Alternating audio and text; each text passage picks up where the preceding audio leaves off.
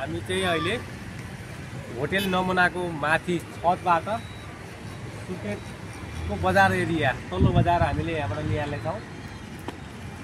आउनुहोस् तपाईँलाई म हेर्न देखाउन चाहन्छु। यहाँबाट चाहिँ यो तल जुन देखिएको मङ्गलगढी चोक हो।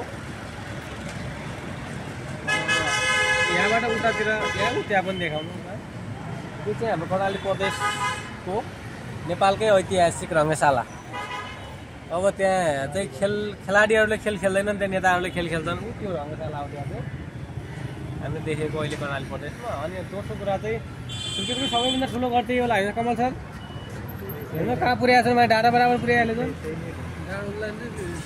कसो गरेर त्यो त्यो मैले ठुलै नेताको भन्न सुनेको छु। अब को नेताको त्यो पछि विवरण त्यहाँबाट पनि। माया नर्सिङ होम चाहिँ हाम्रो त्यो पछाडि चाहिँ यो यहाँको दृश्यहरू भयो होइन। अब यतातिर अहिले दिन लागेको छ देखाउन मिल्नु भएको छैन। कसको गरे, कुन नेताको गरे?